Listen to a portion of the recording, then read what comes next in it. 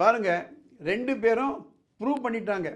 2 பேரும் legally marriage ஆகிருக்கு, legally அவங்க பிரிஞ்சிருக்காங்க, ப்ரூவ் பண்ணிட்டாங்க. கன்சென்ட்டை அப்ளை பண்ணிட்டாங்க, கன்சென்ட்டை கொடுத்துட்டாங்க. கன்சென்ட் அப்ளை பண்ண உடனே மற்ற ப்ரொசீஜர்லாம் கரெக்டாக இருக்குது அப்படின்னா the family court has no right to refuse divorce. நமக்கு அடிப்படையான சில உரிமைகள் உண்டுங்க. அந்த உரிமைகள் எங்கேருந்து வருதுன்னா, the mother of all legislation, அதாவது எல்லா சட்டங்களுக்கும் ஒரு தாய் சட்டம் ஒன்று இருக்குன்னா அதுதான் இந்தியன் கான்ஸ்டியூஷன், அரசியல் அமைப்பு சட்டம். அதில் பார்த்தீங்களன்னா உங்களுக்கு எல்லா சட்டங்களுக்கும் அது மூலமாக தான் வரணும். எந்த சட்டம் அந்த கான்ஸ்டியூஷனுக்கு முரண்பாடாக இருக்கோ அந்த சட்டம் நீக்கப்படும். அதில் பலவிதமான உரிமைகள், அதில் உரிமை the right to get married, the right to lead a life, the right for employment, the right for freedom of speech and expression. Right. இப்போது ஒரு ரீசெண்டாக ஒரு இன்ட்ரெஸ்டிங் கேஸுங்க, ஹைகோர்ட் ஆஃப் கேரளாவில். அதுக்கு முன்னாடி ஒரு கேள்வி கேட்குறேன். ஒரு ஆணும் பெண்ணும் ரிஜிஸ்டர் ஆஃபீஸுக்கு போகிறாங்க. நாங்கள் 2 பேரும் we want to get married as husband and wife அப்படின்னா, அந்த சப் ரிஜிஸ்ட்ரார் இவங்க லீகலாக கல்யாணம் பண்ணிக்க முடியுமா, ஆதார் கார்டு இருக்கா, இவங்களுக்கு ஆதார் கார்டு இருக்கா, இவங்களுக்கு சாட்சிகள் இருக்காங்களா, இவங்க ஏஜ் எல்லாம் எப்படி இருக்குது, சட்ட ரீதியாக இவங்க கல்யாணம் பண்ணிக்க வேண்டிய தகுதி இருக்கா, அதை பார்த்த உடனே ரிஜிஸ்டர் பண்ணிடணும். நீங்கள் 2 பேரும் எதுக்காக கல்யாணம் பண்ணிக்கிறீங்க, காரணம் என்னன்னு கேட்க முடியாது.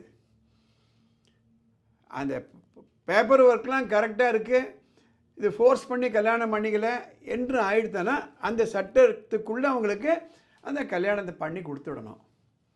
அதே மாதிரி காரணமே இல்லாமல் பிரியலாமா? எப்படி காரணமே இல்லாமல் கல்யாணம் பண்ணிக்க முடியுமோ அதே மாதிரி காரணமே இல்லாமல் பிரிய முடியுமா? இதுதான் இந்த ஹைகோர்ட் ஆஃப் கேரளாவில் recent judgment. Husband and wife கேரளாவில் அவங்க 2 பேரும் கேத்தலிக் கிறிஸ்டியன்ஸ், அது அவங்க மத அடிப்படையில் கல்யாணம் பண்ணிக்கிறாங்க. அதுக்கப்புறம் 2 பேருக்கு இன்னும் difference of opinion, matrimonial dispute வருது. ஆனால் 2 பேரும் பிரிஞ்சு இருக்காங்க. அதுக்கப்புறம் 2 பேரும் முடிவு பண்ணிக்கிறாங்க நம்ம பிரிஞ்சிடுவோமே அப்படின்ட்டு. ஸோ மியூச்சுவல் கன்சென்ட் அதை போய் பெட்டிஷன் கொடுக்குறாங்க ஃபேமிலி கோர்ட்டில். ஃபேமிலி கோர்ட்டில் கேஸ் நடக்குது. கேஸ் நடக்கும்போது அந்த ஹஸ்பண்ட் எதுக்காக நீங்கள் பிரியிறீங்க அப்படின்னு கேட்கும்போது நோ ரீசன் அப்படின்றார், காரணமே இல்லைன்றார். உடனே அந்த ஃபேமிலி கோர்ட் என்ன சொல்லுது, காரணமே இல்லாமல் நீங்கள் பிரியறதுனானா நான் டைவர்ஸ் கொடுக்க மாட்டேன், அந்த டைவர்ஸ் பெட்டிஷன் டிஸ்மிஸ் பண்ணிடுறாங்க. அந்த மேடம் என்ன பண்ணுறாங்க, அந்த ஹைகோர்ட்டுக்கு எடுத்துன்னு போகிறாங்க, ஒரு பெஞ்ச் டிசிஷனுக்கு அது ஹியரிங்க்கு வருது. அந்த 2 ஜட்ஜ் இருக்கக்கூடிய அமர்வு நீதிமன்றம் இது பாருங்கள், 2 பேரும் ப்ரூவ் பண்ணிட்டாங்க. 2 பேரும் லீகலி மேரேஜ் ஆகிருக்கு, லீகலி அவங்க பிரிஞ்சிருக்காங்க, ப்ரூவ் பண்ணிட்டாங்க. கன்சென்ட்டை அப்ளை பண்ணிட்டாங்க, கன்சென்ட்டை கொடுத்துட்டாங்க. கன்சென்ட் அப்ளை பண்ண உடனே மற்ற ப்ரொசீஜர்லாம் கரெக்டாக இருக்குது அப்படின்னா the family court has no right to refuse divorce. Right. So அவர் என்ன காரணம்னு சொல்லலான்றதுக்காகவே யூ கேன் நாட் ரெஃப்யூஸ்.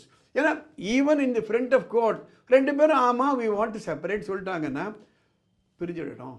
எதுக்காக இந்த பதிவுகளை போடுறேன்னா, இது போன்ற கேஸுகள்லாம் வக்கீல்களுக்கு தெரியும், கோர்ட் சம்மந்தப்பட்டவர்களுக்கு தெரியும், ஆனால் பொதுமக்களுக்கு தெரியாதுன்றதுக்காக தான் இதை எடுத்து சொல்கிறேன். நான் டீட்டெயில் போகலை, எந்த செக்ஷனில் போட்டாங்க, எந்த ஆக்டில் போட்டாங்க, அந்த கோர்ட்டில் என்ன நடந்தது, you don't need to know that. உங்கள் அட்வொகேட்டுக்கு தெரியும்.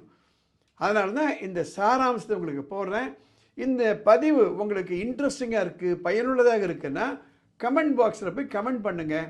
உங்களுக்கு தெரிஞ்சவங்களுக்கு இது பயனுள்ளதாக ஷேர் பண்ணுங்கள், லைக் பண்ணுங்கள். சட்டம் பற்றியோ படிப்பு பற்றியோ உங்களுக்கு ஏதாவது குழப்பங்கள் இருந்ததுன்னா மேலே ஒரு வாட்ஸ்அப் நம்பர் போகுது, அந்த நம்பருக்கு ஒரு மெசேஜ் அனுப்புங்க, வாய்ஸ் மெசேஜோ அல்லது டெக்ஸ்ட் மெசேஜோ. அதை பார்த்துட்டு அடுத்த எபிசோடில் கவர் பண்ண முடியும்.